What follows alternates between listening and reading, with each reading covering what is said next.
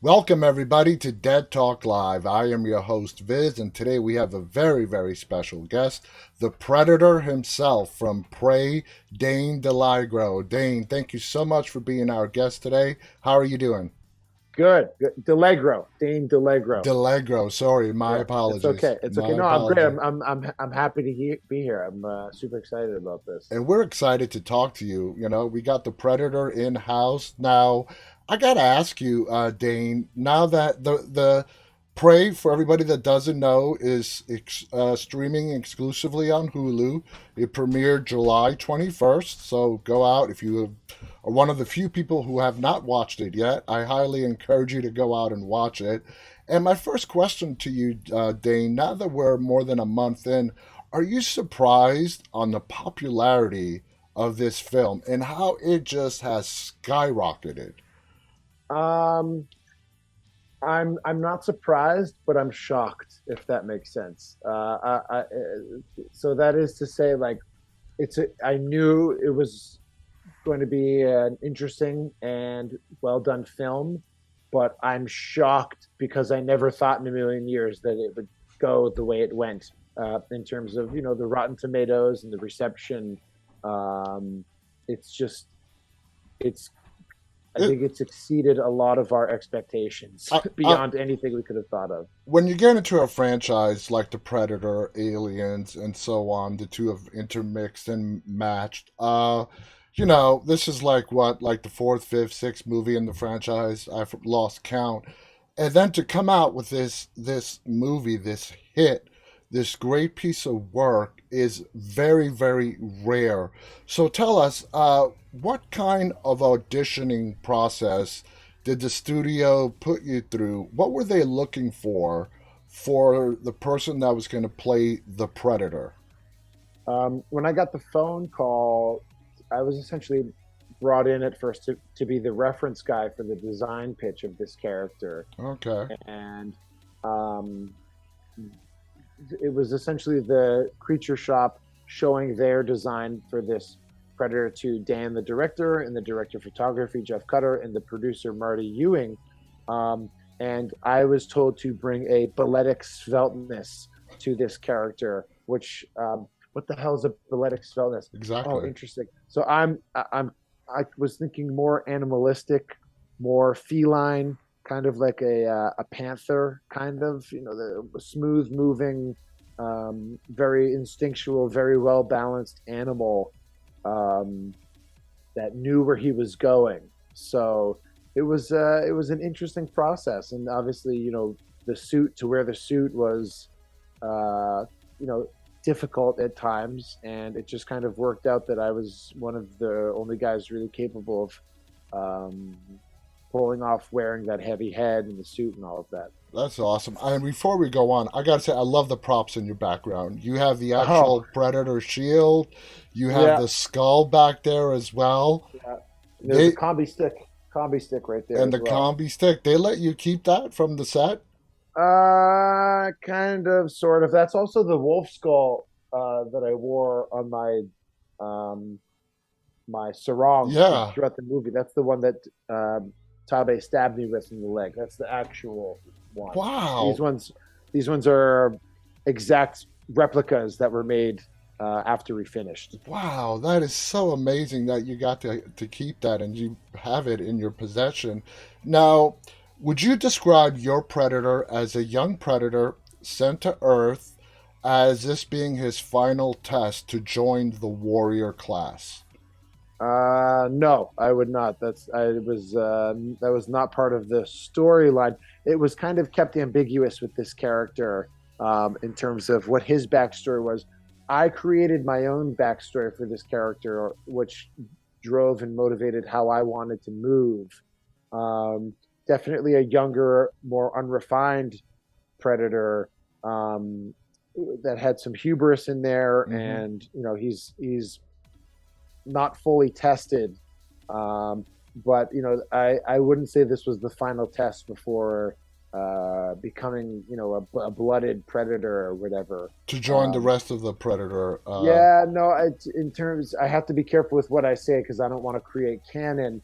But there's it's just this younger predator's first time exploring Earth, Yeah, not knowing where he is in his way of working up through the food chain, through the hierarchy of, you have the ant, then the rat, yeah. then the snake, and then the wolf, and then the bear, and then you're going through the trappers. So his the way he processes that, the way a predator would do so. Now tell us a little bit more about that backstory. How did you get into character for the way you wanted your predator to come across on the screen? I Dan granted me a lot of creative freedom because for the first time ever, it was a situation where we didn't really want to recreate exactly or replicate what Kevin Peter Hall did for this character. He Mm-hmm. wanted a bit of a departure, so more animalistic, more feral, more primal. He gave us a few keywords, um, of how he wanted this predator to move. He set some parameters for us, and then from there, I could kind of put my own creative spin on it, the way how I thought this character would move, essentially. Now, the thing that's very obvious for anybody who's seen any of the prior Predator movies is the masks that the Predator wears. It's completely different from the other films. Is that because this is several hundred years before the original Predator with Arnold Schwarzenegger, and then in the 90s with Danny Glover, and moving on into the future? Because it is several hundred years before that, it is also just showing us the progression of the Predators as a species and the different design costumes they've gone through. They're war suits, for lack of a better term. Yeah, I mean, I know that they wanted to de-evolutionize the weaponry of this character going into this. Hmm. Um, I like to say if the other predators in the other films are living in condominiums in New York City, this guy lives in the outback of Australia. So, maybe from a different hemisphere, a different tribe on whatever planet they come from. Um, but I just know the main basis of this film was to kind of do a little bit of a departure from traditionally what you would see on screen in terms of the Predator lore or Yeah, canon. and it played very, very well. You and Amber Midthunder, who plays Naru, have some intense scenes together, battles, hand to hand combat.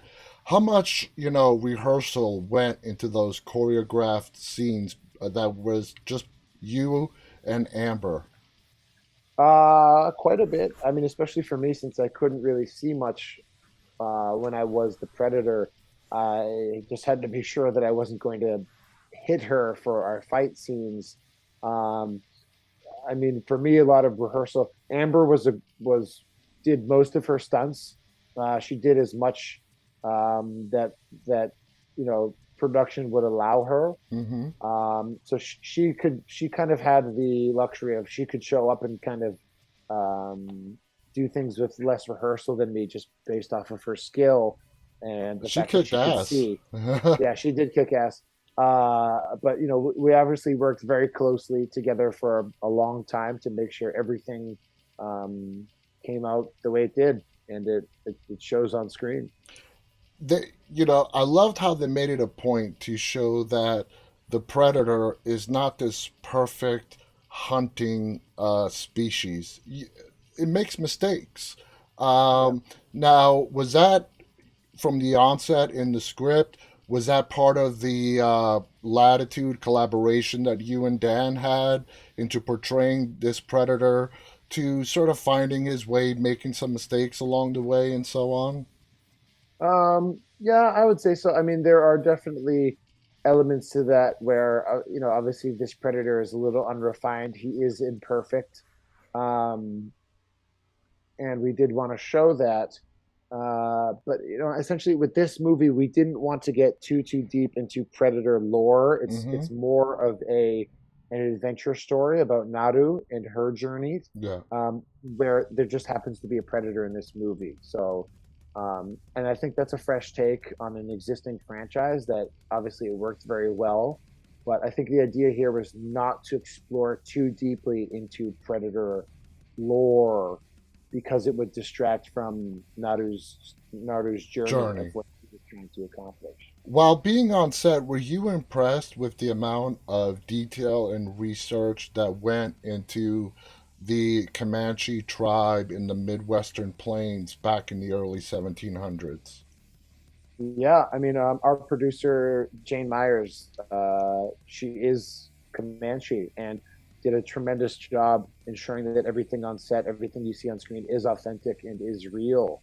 Um, she was there every day and had full creative control with how she wanted the Comanche tribe to be portrayed, and she did a fantastic job. With the end result. I completely agree. Now, when we see the Predator non camouflaged, was that all you in costume and makeup? Or there some motion capture scenes where they sort of dotted you with all the motion capture equipment and then they CGI'd the Predator over that? This film was mostly shot completely practical. I was Nice. in the suit. There was no makeup. It was just kind of strapped onto me. And Dan wanted that realism of the predator to get reactions out of Naru and Tabe and everyone else. So as real as possible for as long as possible was kind of the goal here. Um, there were some things that I did in terms of motion capture. All the motions you see of when he's jumping through the trees Mm-hmm. or when he's doing something that a human just flat out can't do. Yeah. For motion capture, they captured my actual movements and applied them to a CG avatar of this character, so it still is me moving. But the VFX team did a tremendous job of kind of sewing the gap between what was computer generated and what was practical. They did, and you got to give credit to the VFX people. They did like you said, an incredible job on this film. The infamous scene, the fight, the battle between the bear and the predator. Okay, now a lot of that we know the bear was CGI'd in. Uh, it was such an intense scene, and people loved that scene. Were you any part of that scene? Because a lot of that battle, the predator is camouflaged, and we just mainly see the bear, and the bear being in the fight and being tormented by the predator. What part, if any, did you have in that scene? With that in that bear fight scene? No, that was me. I Oh, that was one of the days we shot at the Free Running Academy, and they had me doing things like I had to lift up a big giant heavy pad over my head and make it look like it was really heavy, and then I'd slam it down. And I think I did, some of the movements of punching the bear and kind of tussling with the bear, and they had me holding onto a pad that someone else was with, and then throwing the pad down. So those were my movements. Was I there in the water for that? No. But we did shoot some stuff on a sound stage of mm-hmm. me with a reference bear. You might have seen some photos on the internet of that. Yeah. Um, and to take that even further, I wasn't used in that scene, but they actually did shoot that beaver dam scene in the woods in a creek in the middle of a national park, and that was when Amber went under. That was real. I mean, she was Wow. really there in that river with the real Damn. current and everything. Wow. Now, playing a part of a creature, which you have, that's the majority of your roles. You play creatures and aliens and whatnot. And everything has to be conveyed through body movement, body language, and so on. Every actor who does these kind of roles, it's such an art form. What is your approach when it comes to body language?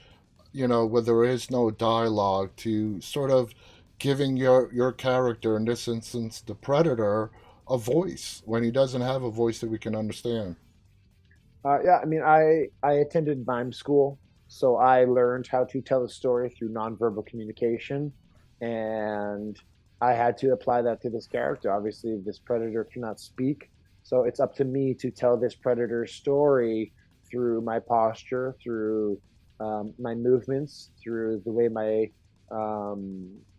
head moves or whatever, while still acting and also portraying this character in a Mm-hmm. specific sense.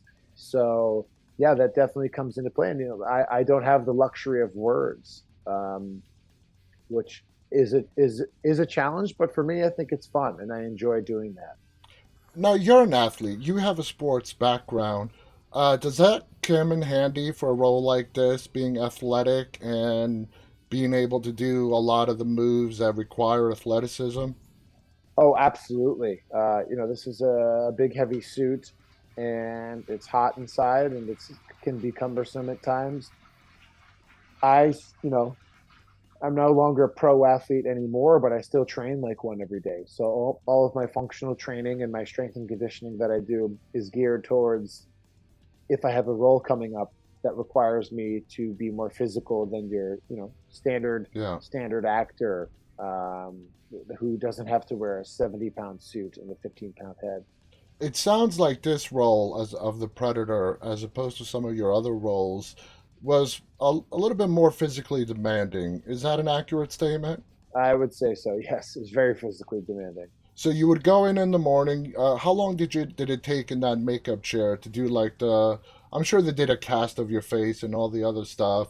I mean, how long did you have to sit in the makeup chair each day to transform into the Predator? 11 minutes. Yeah, How did that crazy. work? There actually is no makeup. There was nothing glued to my face. I would slide into this suit, and they would zip it up, and then they would put the gloves on, and then they'd put the hands on, and then I was ready to walk to set and go to set, and then to put this head on took about 2.5 or 3 minutes. So there was Oh, nothing glued to me. There was no makeup. Um, they did take a cast of my face and my head, but that was in in the beginning. pre-production months before. Yeah, yeah. Wow. Okay. It looks like they've definitely streamlined that process over the years. Hmm. You mentioned Dan Trachtenberg, who's the director of this film.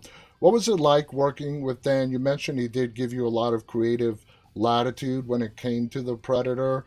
Overall, what was your experience with Dan as a director of Prey? Oh, Dan is awesome. He's a movie nerd. He's a cinephile just like me, um, and he was truly passionate about this project. So we would shoot things, and we wouldn't move on until it was just right. And Dan has the ability to see things before I think anyone else sees them, Mm-hmm. and um, you know obviously the end result shows that with the way things turned out. But no, he was great, and a lot of directors don't really understand that you're in a big giant heavy suit and it can be cumbersome and hot. And Dan had a great appreciation for that and understood how things worked. Yeah. So Now, were you a fan of this franchise before you got this role, or did you have to acquaint yourself after you got the role? oh no, I was very aware of Predator before. I've seen all the movies. I mean, ever since the early '90s when I was a kid, I've seen Predator movies. So um, And now being able, now you're a part of this franchise. How does that and I feel? still can't believe it. It still doesn't feel real to me. So I wake up every morning and I'm just like, oh my god, I can't believe this. Here I am talking to you. So it's The, crazy. It really is this, crazy. this film took a lot of people by surprise because, like I mentioned earlier, yeah, it's like the fifth, sixth, I lost count, movie in a franchise. We're, as an audience, expecting from past experience an okay film. But this movie just really broke the mold. And it says, you know what? No matter how many movies into a franchise you are, it doesn't mean they have to lose their appeal. They freshened up this franchise, they brought something spectacular to it, and now that leaves the audience wondering what's more to come. What's next for the Predator franchise? Dane, you did a fantastic job as the Predator. The movie is fantastic. You, Amber, the entire cast, the crew, you made something special and magical. Do you have any final thoughts you want to share before we go? No, just a big thank you for everyone who supported the film, supported us, who stuck through the Predator franchise through thick and thin, who are still here. And I appreciate that. I speak for everyone on production who appreciates that. And yeah, let's. Who knows what the future holds? But Exactly. I'm excited to see. Me too. Again, a big thanks to our guest, Dane. Thank you to our audience, those who are tuning in live and those who will be watching later on. On behalf of Dane and myself, stay safe, stay walking, guys. Oh, by the way, later on tonight, I'm talking to Nelson Lease. Oh wow. somebody you whacked as the Of course, predator in the movie. I whacked him. So Waxed mustache. yeah, yeah. So we're gonna get his input on being whacked by the predator. Anyway, again, thank you, Dane. Thank you to our audience. Until next time, stay safe and stay walking. Bye, everybody.